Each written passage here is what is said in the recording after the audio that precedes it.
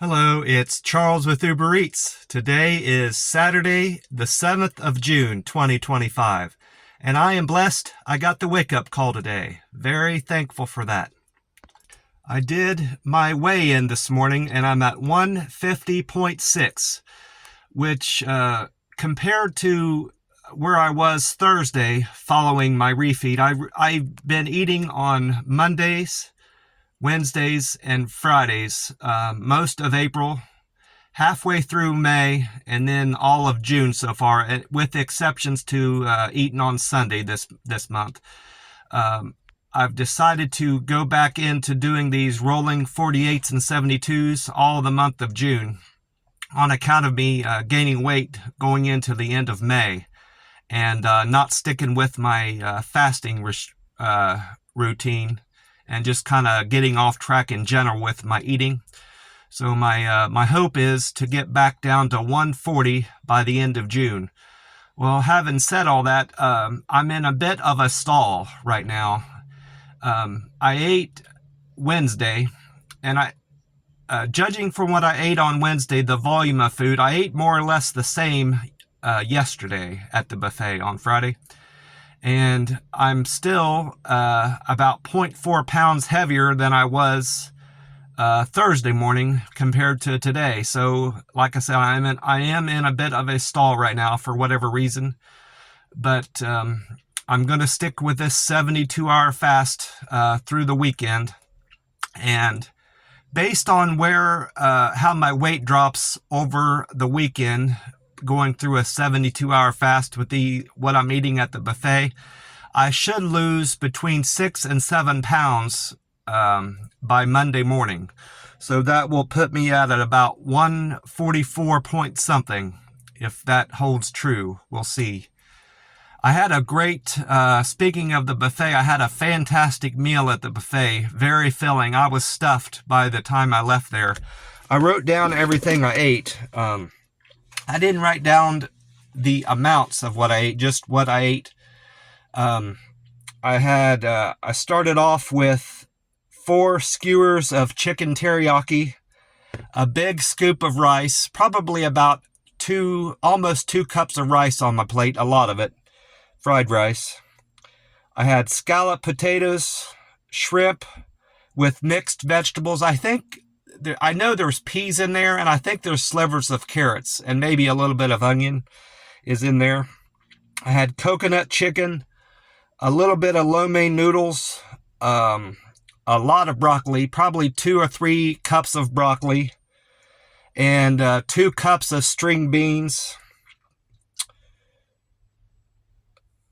3 slices of pizza. I had General Tso's chicken, sweet and sour chicken, 4 pieces of cornbread, corn on the cob. I had a lot of watermelon. They have like 8 or 9 inch plates at the buffet. I had a whole plate of watermelon. Then I went back up and loaded up with oranges.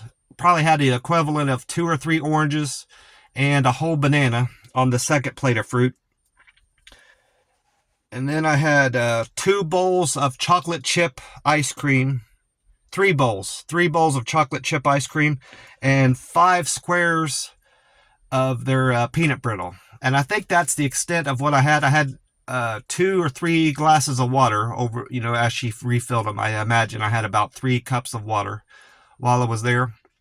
I had wanted to eat more pizza than I did, but I was almost full by the time I got to that 3rd bar where the pizza is, and I wanted to save room for the fruit and the dessert that I was planning on having. And I also wanted to have more lo mein noodles than I had, but I didn't, for whatever reason. And I didn't have any fish. This time around, I didn't have any fish with my buffet. So that was not a typical trip to the buffet, but in terms of volume and protein, I feel confident I hit that for today's plasma donation. My plasma donation went smoothly Thursday morning. My protein was 6.8 or 6.9, which is fantastic because it's been teetering right at 6.0, which is the cutoff, as low as it can be, and I can still give a plasma donation. So I certainly had enough protein in my diet Wednesday, and I anticipate to have the same results today. My iron has always been good since I've been going to donate plasma at this center down here in the Rio Grande Valley.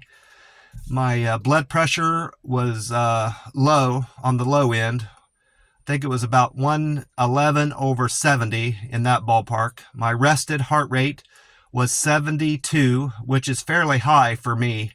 I like to see my rested heart rate below 60. That's where it typically is, but it was high for whatever reason this time around.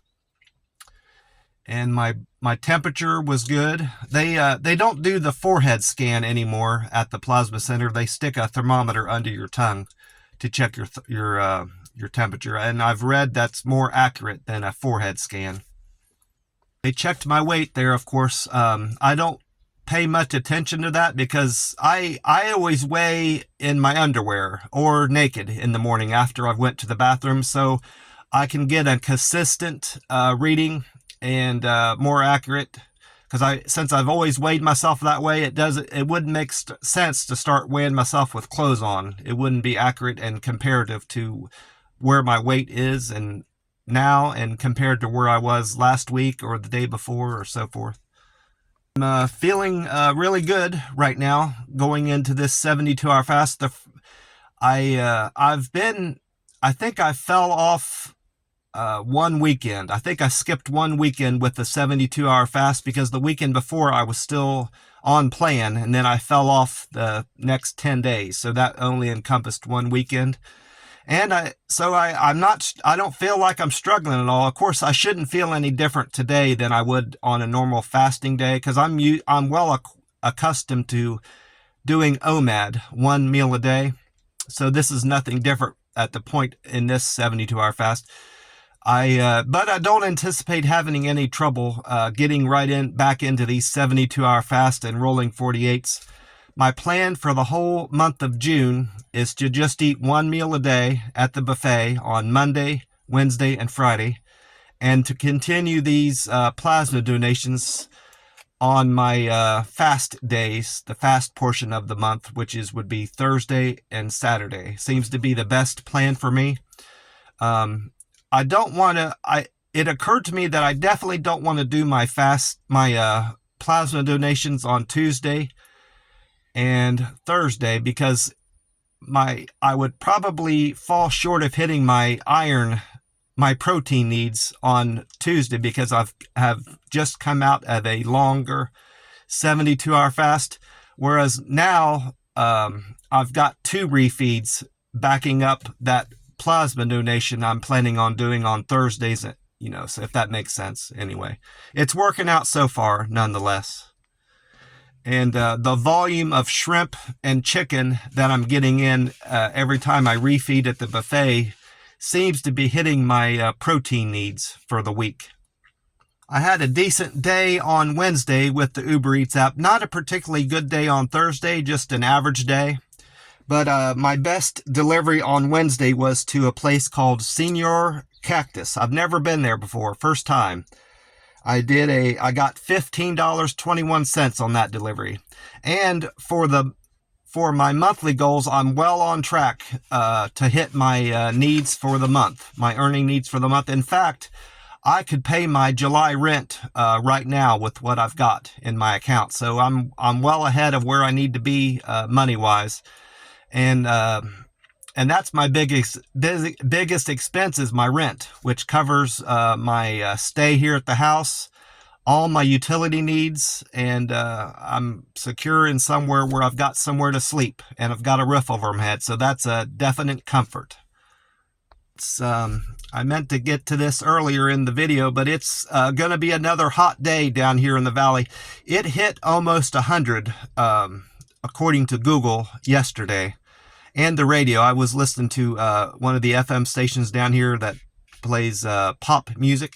They said it was going to get up to 98 or 99 on the radio, and Google said 99. But according to my car, when I was parked, it was 103. So it may have gotten even a little bit warmer down here in the valley. The temperature varies quite a bit down here in the valley. If you're down south, far away from the coast, It can get upwards of 103, 104, even when the radio down here is only saying it's 100. And then as you go north, farther away from the border, like up towards Edinburgh, it can get as much as 5 to 6 degrees cooler just a few miles north.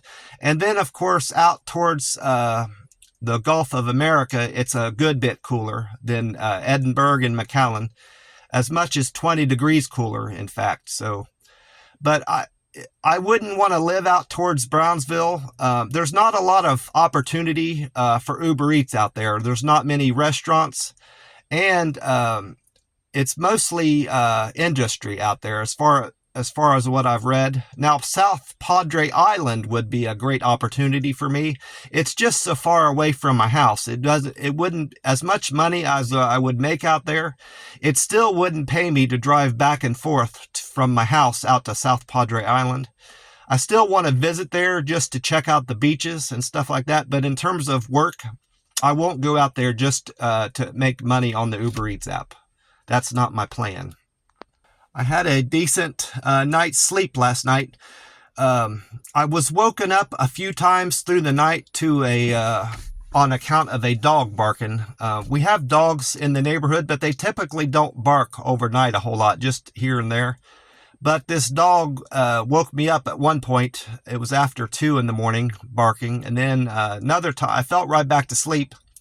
And then another time, about an hour later, it woke me up again, barking. That was after 3, between 3 and 4. And something I noticed that was unusual this time I woke up, there were birds singing. And not just one variety of bird. It's not uncommon to hear a bird chirping through the night doing its mating call, or whatever you call it, mating dance call they have. But there was 2 or 3 different birds. There was a mourning dove doing its cooing. And then another bird, I'm not sure what it was. And then a third bird. There was 3 distinct calls going out. So some of these birds down here apparently have their circadian rhythm, or whatever you want to call it, their time. Their internal clock is screwed up because they thought it was morning time. And it was at least 2 or 3 hours before sunrise at that point. Maybe even more. We've got some chickens and roosters down here that I hear crowing at daybreak, and I didn't hear any of those, thank God. Those would definitely keep me up and wake me up. I did some reading on that this morning when I woke up, and I'm not the only one that had noticed that birds have their internal clock screwed up and they're singing throughout the night. Some lady on Reddit had made a comment out in California that she's noticed the same thing, and I've heard it on YouTube. A lady, it wasn't even the subject matter that she was commenting on, but she just brought it up offhand, out of the blue, that she noticed that where she lives, I can't remember where she said, she might have been out on the West Coast too, like the lady on this subreddit page I read. But she mentioned that she had heard some birds chirping in the middle of the night around 3 in the morning when they shouldn't be. And it wasn't just, and she brought up the fact that it wasn't just a mating call. It was just them thinking it was morning time, I guess. But that's what I'm hearing down here anyway. I'm hearing the same thing in southern Texas as they're hearing out in California. Well, after I was done doing the Uber Eats thing yesterday, I went on to the buffet, and I've already covered that. I had a fantastic meal at the buffet, hopefully enough protein in my diet to meet my plasma donation needs for today. And then I carried on with some more Uber Eats deliveries. It was an average day. I'm happy with what I earned. Didn't have any huge payouts, no big money with the delivery, but with each delivery. But overall, my earnings were fine. And I stayed close to the house, so I didn't have far to drive back. So I didn't put a lot of miles on my car. So you have to account for that in terms of what I earned. I didn't have to factor out a lot of gas that burnt throughout the day. And so that yesterday was a win for me. After I finished out the day with some deliveries with the Uber Eats app, I went back and I wrote my cousin a letter. It had only been about 2 or 3 weeks since I wrote her, but I'm going to mail this off. I already got it written out to her, and I got to use my Betty White stamps for finally. I didn't realize I had so many of the old stamps left. I still had 2 stamps left, and I just decided to mail those off to her in this letter so I could start off with that Betty White stamp. I think she'll like seeing that on her letter that I mail her. I hope, anyway. And if I get it out in the post today, she should get it by Wednesday or Thursday back in Ohio, based on how mail travels here from Texas to Ohio.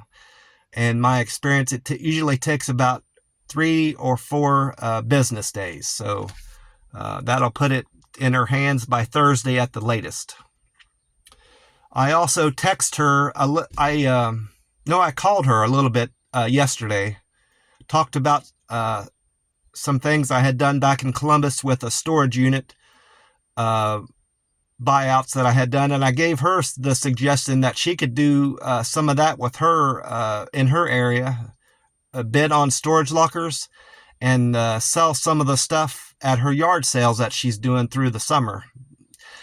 She didn't sound too interested in that idea, but she heard me out at least. And we talked about fasting and my work, struggles that I'm having with the Uber Eats app and my plans on correcting that.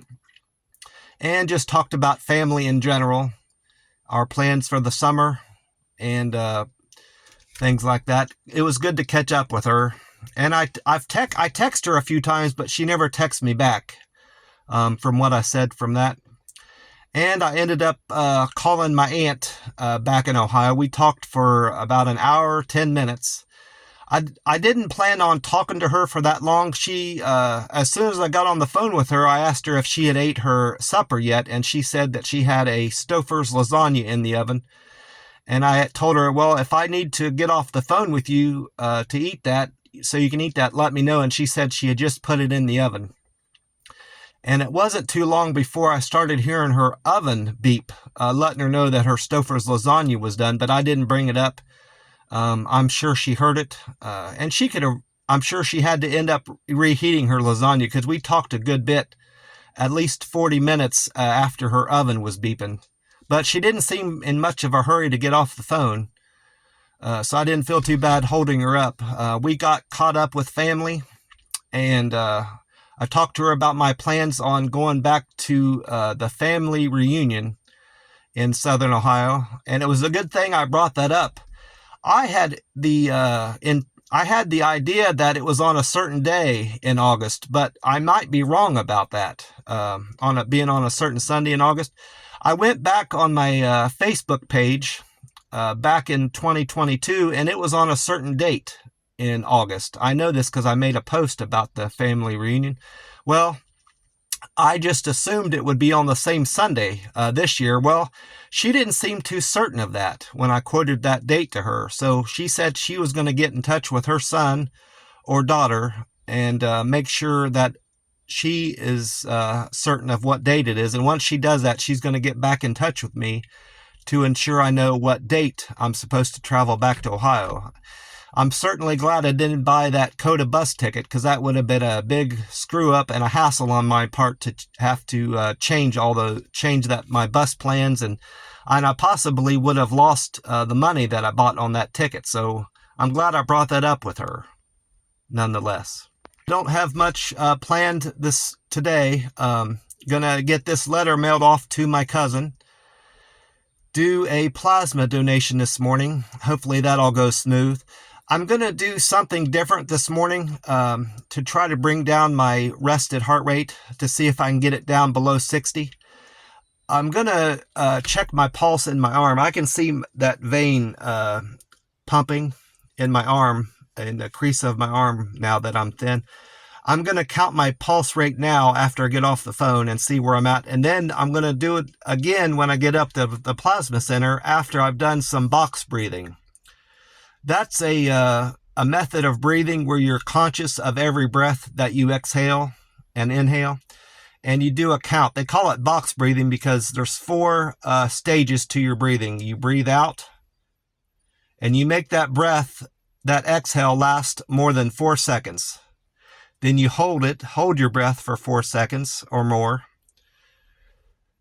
And then you inhale, exhale. Every stage you do 4 seconds. You inhale for 4 seconds, exhale, hold it for 4 seconds, exhale for 4 seconds, hold it. And so, you just do that whole routine for about 5 to 10 minutes, just on how much you feel that you need to calm yourself down. And it's not necessarily intended to lower your heart rate. It's supposed to just bring you calm and relieve any anxiety that you're having.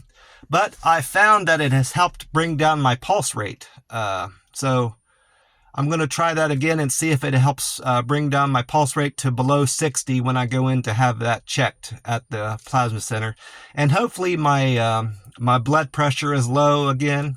And most importantly, my protein is my biggest worry, is not having the right protein levels at the plasma center.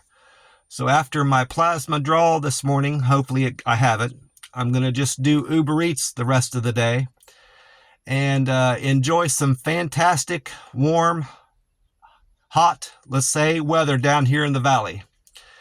And continue on with my 72-hour fast and make sure I stay hydrated. God bless you all, and I will talk to you soon. Bye for now.